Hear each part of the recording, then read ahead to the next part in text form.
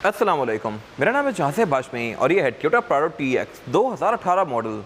ये Toyota Prado का facelift वाला वर्जन है जो कि 2017 में किया गया था। 17 में इस गाड़ी की headlight, tail light, bumper, bonnets और उसके अलावा इंटीरियर में भी काफ़ी सारे चेंजेस किए गए थे जो कि ये कार है। और आप पुरानी वाली प्राडो को अगर फेसलिफ्ट करवाना चाहते हैं तो वो भी करवा सकते हैं। साइकिल मोड्स पर हमने पहले भी बहुत सारी गाड़ियाँ इस तरह फेसलिफ्ट की हैं, लेकिन ये कार ओरिजिनल है। इसमें हर चीज़ कंपनी से ही आई हुई है और डेफिनेटली इसकी फिनिशिंग भी काफ़ी अच्छी है। खैर, इस शिप की गाड़ी तकरीबन 2.5 करोड़ 2 करोड़ 70 लाख से लेकर 3.25 साढ़े 3 करोड़ के बीच में रेंज करती है, depending upon model year and condition. और ये स्पेसिफिक कार TX वेरिएंट है, 18 मॉडल है, 23 इंपोर्ट है और इस पर नंबर भी लगा हुआ है। इस गाड़ी की डिमांड 2 करोड़ 90 लाख रुपए है और ये गाड़ी साइकिल मोटरस्पोर्ट के पास अवेलेबल है। अगर आपने इस गाड़ी के बारे में कोई इन्फॉर्मेशन लेनी है तो आप इस दिए गए नंबर पर कॉल कर सकते हैं या फिर आप साइकिल मोटरस्पोर्ट को विजिट कर सकते हैं, जो कि रावलपिंडी में DC2 के गेट 1 के ऑपोजिट लोकेटेड है। साइकिल मोड्स पर सिर्फ गाड़ियों की बाइंग एंड सेलिंग ही नहीं बल्कि गाड़ियों में काम भी किए जाते हैं, जैसे कि tints, wrap, ceramic coating, PPF और इसके अलावा फिर यहाँ पे गाड़ियाँ फेसलिफ्ट भी की जाती हैं। ये गाड़ी ओरिजिनल है, लेकिन हमने 2009 वाली प्राडो को भी इस शेप में ऑलरेडी कन्वर्ट किया हुआ है कई बार। वो गाड़ियाँ आपको तकरीबन 1.5 करोड़ की भी मिल जाएंगी और आप उसको 3 करोड़ वाली प्राडो जैसी लुक दे सकते हैं। इसके अलावा फिर यहाँ पे पेंट बूथ भी अवेलेबल है जहाँ पे बेस्ट क्वालिटी का पेंट किया जाता है। सो गाड़ियों में किसी भी तरह के काम के लिए cycle motorsports is the place. Overall it's a great Prado and today I am going to review it. Let's start with the exterior of this car. Looks के लिहाज से प्राडो मेरे ख्याल से फॉर्च्यूनर से बहुत ज़्यादा बेहतर है। फॉर्च्यूनर GR आपको तकरीबन 2 करोड़ 25 लाख तक की मिलेगी और ये गाड़ी अगर आप थोड़ा सा ऊपर करते हैं अपना बजट तो आपको ये गाड़ी भी मिल सकती है, जो कि लुक्स के लिहाज से भी ज़्यादा एग्रेसिव है, साइज़ भी इसका ज़्यादा बड़ा है, फीचर भी बेहतर ऑफर करती है और मेरे ख्याल से इस गाड़ी की टॉर्क भी पाकिस्तान में डेफिनेटली फॉर्च्यूनर से ज़्यादा है। तो मेरे ख्याल से ये गाड़ी भी एक कंसिडरेबल ऑप्शन है। फिलहाल अगर बात कीजिए स्पेसिफिक कार की और फीचर्स की, तो फीचर ये गाड़ी कंपैरेटिवली फॉर्च्यूनर से बहुत ज़्यादा ऑफर करती है। इस तरह से कि एक तो इस गाड़ी की हेडलाइट्स में ऑटो वाला फीचर आता है, ये हेडलाइट है भी बाइजोन वाली, इनमें फिर DRL भी दी गई है और इसके अलावा इसके फ्रंट पर जो टोयोटा का साइन है ये प्रिंटेड है, क्योंकि ये गाड़ी रडार भी ऑफर करती है। रडार एक काफ़ी ज़बरदस्त फीचर है इस तरह से कि इस गाड़ी में क्रूज़ कंट्रोल अडॉप्टिव आता है, यानी कि अगली गाड़ी को सेंस करके स्पीड को कम या ज़्यादा करेगी। इसके अलावा फिर ये गाड़ी लेंस भी सेंस करती है, अगर ये लेंस से ड्रिफ्ट आउट हो रही है तो ये गाड़ी आपको वार्निंग देगी। इस तरह के इसमें और भी कुछ फीचर्स आते हैं जो कि मैं आगे कवर करूँगा अभी इंटीरियर में जाके। वाइपर स्पेसिफिक कार में नॉर्मल से हैं और इसके अलावा फिर इस गाड़ी में पार्किंग सेंसर्स भी आते हैं। ये चीज़ भी फॉर्च्यूनर ने बहुत बाद में जाके देना शुरू की है, लेकिन एक चीज़ फॉर्च्यूनर अभी भी ऑफर नहीं करती और वो है हेडलाइट वॉशर। ये गाड़ी हेडलाइट वॉशर भी ऑफर करती है। इसके अलावा फिर स्पेसिफिक कार में ये मॉडल की बॉडी किट्स लगी हुई हैं। इस गाड़ी में आप modification as compare to Fortuner बहुत ज़्यादा कर सकते हैं। इसके अलावा फिर यहाँ पे ये इसकी नई वाली ग्रिल दी गई है। बम्पर इस गाड़ी के लुक्स के लिहाज से काफ़ी एग्रेसिव हैं और ये इस गाड़ी का नया फेसलिफ्ट वाला बोनेट, जिसमें ये 2 हम्प्स दे दिए गए थे V8 की तरह, पहले ये हम्प्स इसमें नहीं आते थे। इसके बाद अगर बात की जाए इस गाड़ी की साइड प्रोफाइल की, तो यहाँ भी फीचर्स काफ़ी अच्छे ऑफर करती है ये गाड़ी। ये गाड़ी सिर्फ TX वेरिएंट है, बट स्टिल इस गाड़ी में साइड मिरर रिट्रैक्टेबल भी आते हैं, एडजस्टेबल भी आते हैं, इनमें ऑटो का फीचर भी है, फिर इसके इंडिकेटर भी LED में आते हैं। ये गाड़ी सॉफ्ट अनलॉक भी ऑफर करती है, यानी कि आप इस गाड़ी को यहीं से ही लॉक या अनलॉक कर सकते हैं लाइक दिस। और इसमें फिर ये डेफिनेटली साइड मिरर भी इसके फोल्ड एंड फोल्ड होते हैं। इसके अलावा ये इस गाड़ी के नए फेंडर्स जो कि फेसलिफ्ट में आए थे और ये पुराने वक्तों का ब्लाइंड स्पॉट मॉनिटर जो कि इस गाड़ी में अभी तक आ रहा है। ये आपको बेसिकली इसके फ्रंट टायर का और रेयर टायर का और फ्रंट का भी काफ़ी हद तक व्यू देता है, जिससे आपको ऑफरोडिंग करते हुए काफ़ी ज़्यादा हेल्प मिलती है। फिर इसके अलावा यहाँ पे ये इसमें एयरप्रेस वगैरह कंपनी स्टैंडर्ड आए हुए हैं।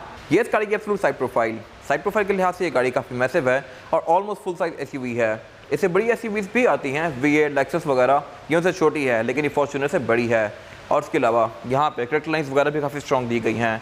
रेयर फेंडर इस गाड़ी की काफ़ी बोल्स्टर्ड है। लोग 2005-6 वाली प्राडो को भी इस शेप में फेसलिफ्ट करवा लेते हैं, लेकिन ये वाला ऐसा कट उसमें नहीं होता, तो वो गाड़ी फ़ौरन पहचानी जाती है कि वो ये वाली प्राडो नहीं है। बाकी इसके अलावा इस गाड़ी में कोई खास क्रोम वगैरह नहीं आता। इसके TZ वर्जन के अंदर ट्रिम्स यहाँ पे ज़्यादा बेहतर आती हैं।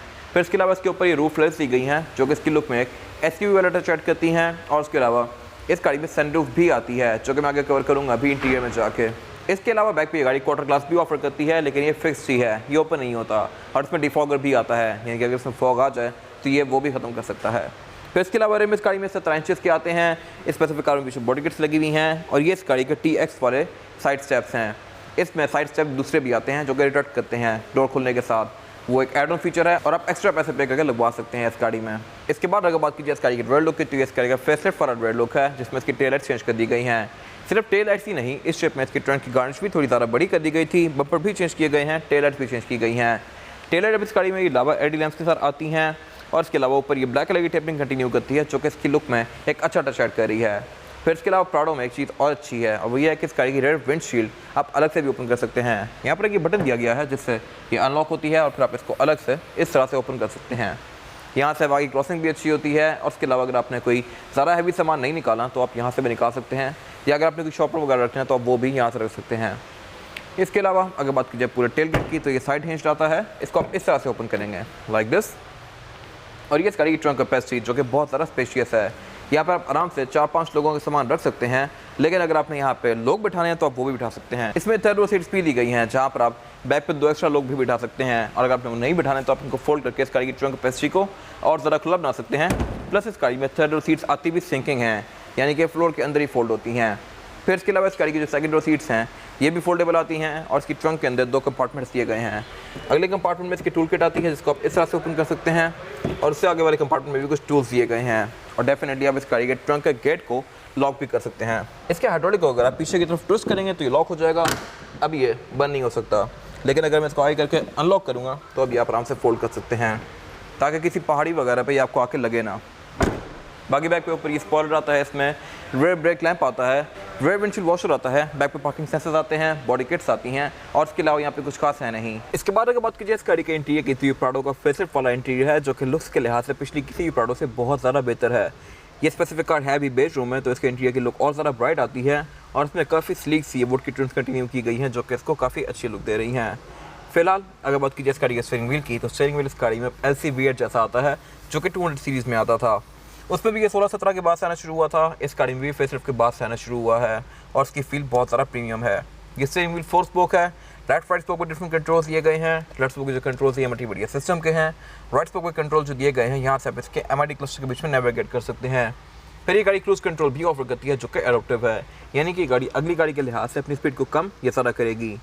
और उसके अलावा एयरबैग ये गाड़ी टोटल 9 ऑफर करती है, एक स्टीयरिंग व्हील में, एक डैशबोर्ड में, 4 पिलर्स में, 2 सीट्स के साइड पर, और फिर एक ड्राइवर के नी पे।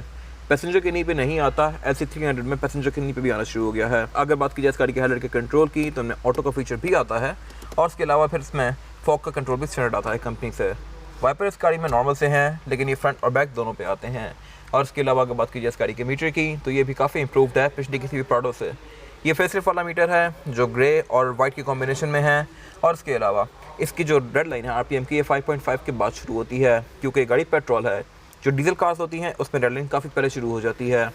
और इसके अलावा इस गाड़ी की स्पीड लिमिट 180 तक है, डेफिनेटली क्योंकि ये कार जैपनीज़ है। आप बेशक 660 की कार ले लें, 1300 लें, 1800 लें, प्राडो लें, V8 लें, इन सब में स्पीड लिमिट 180 तक ही होगी।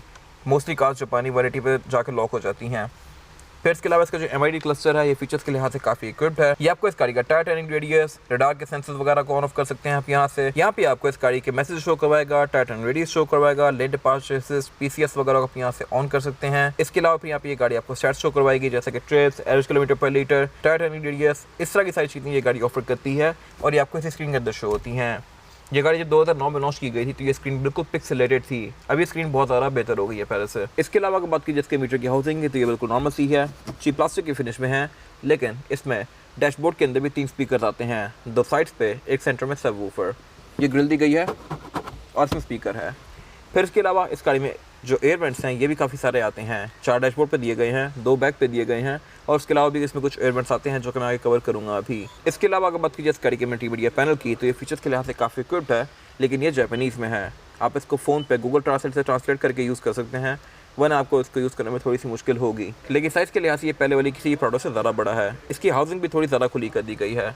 फिर इसके अलावा उससे नीचे इसका क्लाइमेट कंट्रोल दिया गया है। क्लाइमेट कंट्रोल इस गाड़ी में डुअल जोन आता है, यानी कि ड्राइवर और पैसेंजर अपनी मर्जी के लिहाज से क्लाइमेट कंट्रोल के टेम्परेचर को एडजस्ट कर सकते हैं। और उसके अलावा इसकी जो आउटर लुक है ये भी एल्यूमिनियम की फिनिश में है।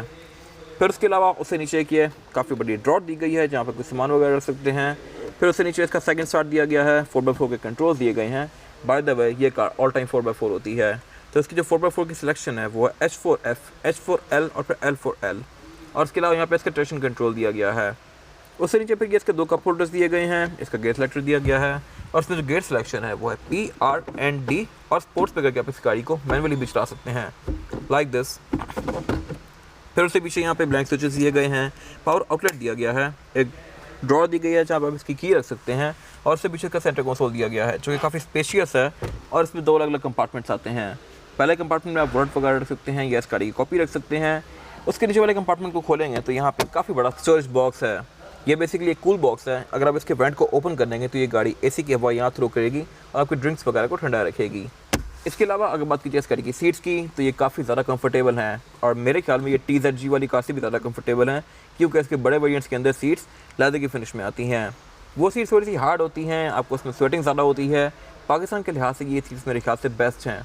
और इसके अलावा फिर इसमें एयरबैग्स भी आते हैं सीट्स में, लेकिन ये सीट्स हैं मैनुअली एडजस्टेबल। इसके जो TXL या TZG वेरिएंट्स आते हैं उनमें ये इलेक्ट्रॉनिकली एडजस्टेबल होती हैं। फिर इसके अलावा यही फैब्रिक इसका डोर्स के अंदर भी कंटिन्यू किया गया है। और इसके अलावा इस गाड़ी की सारी विंडो सिंगल टैप वाली हैं, यानी कि आप इनको सिंगल टैप से फुली रोल डाउन या रोल अप कर सकते हैं।